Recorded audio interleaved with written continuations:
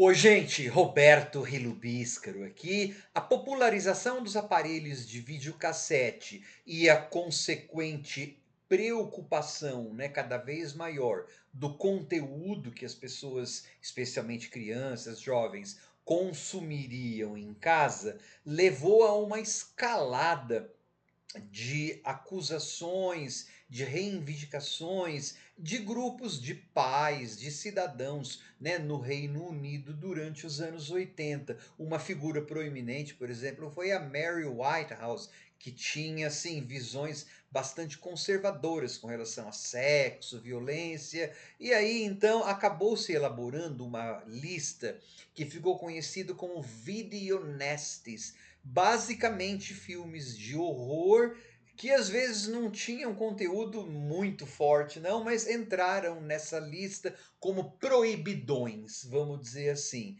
É claro, né, gente, quando você faz uma lista de coisas que você não pode ver, o que que aconteceu? Todo um mercado paralelo, pirata, de pessoas que fãs de horror que comercializavam, circulavam esses vídeos. Os videonestes, eles são assim, entre nós fãs de horror, objetos de desejo e curiosidade até hoje, né? Então tinha desde filmes como A Morte do Demônio, até slashers que eu já resenhei aqui no canal filme dos anos 80, tá? Pois bem, agora em 2025, o que parece ser uma primeira temporada, porque ela termina com uma possibilidade de aquela história continuar, uma série de horror com um certo parte cômica foi lançada lá na Inglaterra e em alguns outros países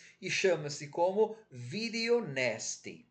Só que antes de falar sobre essa simpatia, eu gostaria de convidá-los a se inscreverem no canal Robertando, curtir os vídeos, compartilhá-los, agradeço bastante.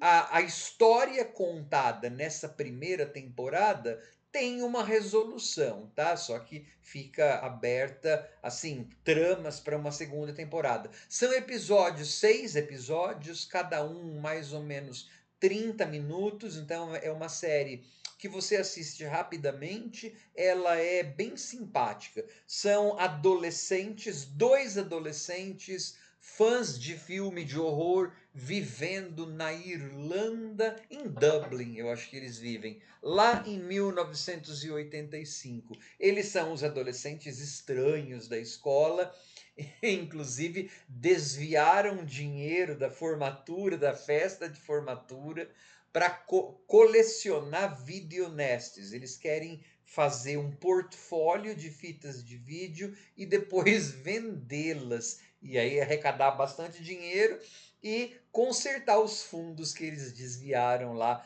da festa de formatura. Ou seja, adolescentes problemáticos, eles são assim, os menos populares da escola. Eles criaram duas personagens que são simpáticas, inclusive para nós fãs de horror. Eu acho que essa série, o nicho, né, de consumo, mais são saudosistas dos anos 80 e nós fãs de filmes de horror. Ela não é uma série que vai ter gore, mas ela tem bastante referências a coisas de horror, não apenas dos anos 80, mas também a modos, né, de fãs de horror que a gente que é fã de horror conhece bem. Então esses dois meninos só falta um vídeo para eles conseguirem. Inclusive, eu não me lembro mais agora qual é, mas é um filme que eu já resenhei aqui no canal. Da tia que cria o menino lá, começa com um acidente de caminhão, não sei o quê. Bom, quem tem essa fita de vídeo é uma fã que eles têm contato lá da Inglaterra. Então esses dois garotos vão em uma jornada para o middle of nowhere, para o meio do nada, lá no meio da Inglaterra. Só que eles vão ter que acabar levando a irmã revoltada de um deles. Então aí você vai ter problema pessoal. Quando esses garotos chegam na Inglaterra, eles vão ser acusados de assassinato, vai ter uma trama que parece filme o Homem de Palha, literalmente mesmo. O Wicker Man tem até um praticamente igualzinho lá, porque eles vão acabar numa cidade que era famosa por ter barrado a peste negra na Idade Média. Como que eles barraram? Fazendo sacrifícios. Então, assim, você vai ter bastante referência a pessoas religiosamente fanáticas, a filme de horror folk, inclusive até a filmes slasher que estavam em alta nos anos 80. Então é uma série bastante simpática, bastante rápida, né?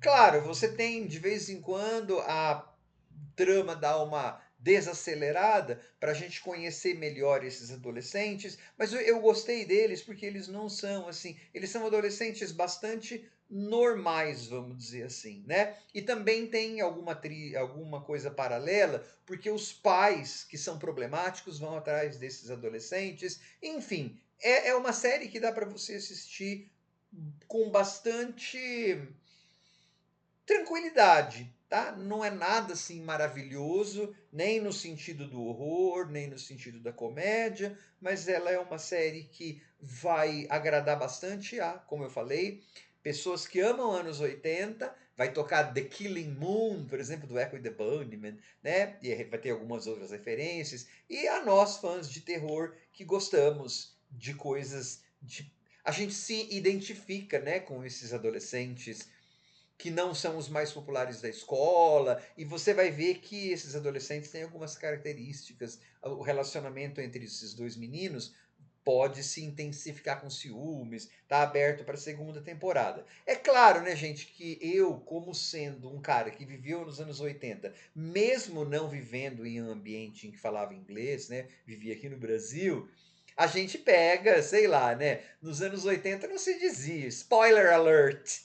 Você não anunciava as coisas dizendo spoiler alert, como eles fazem nessa série aí, tá? Isso é uma coisa de contemporânea. Mas beleza, eu hoje em dia, cada vez mais que eu assisto séries que passam nos anos 80, 70, e os roteiristas são de hoje, né? Então eles escrevem muito da maneira como eles falam hoje. Sei lá, full disclosure. Nesse full disclosure não tem nessa série, mas eu já vi coisas dos anos 80 em que a personagem vira para outra e fala full disclosure. Eu falava, a gente não se falava assim nos anos 80. Mas ela é uma série bem simpática. E não é uma série, é uma espécie de Stranger Things para fã de horror, assim, tá? E ela não tem aquela cinematografia brilhosa, brilhante de hoje em dia. É bem mesmo uma coisa Inglaterra e Irlanda anos 80, sabe? É, meio opaco, assim. Eu me diverti razoavelmente bem. Tá vendo? Eu não tô assim falando, ó, vão assistir, é maravilhosa. Não. Ela é mais, como eu já tenho, é um público bem nichado, mas eu acho que a simpatia daquelas personagens e da história para nós que somos fãs de horror ou vivemos os anos 80 pode ser agradável. Mais que isso, não é. Ela é simpática. Já tá bom, né? Tchau.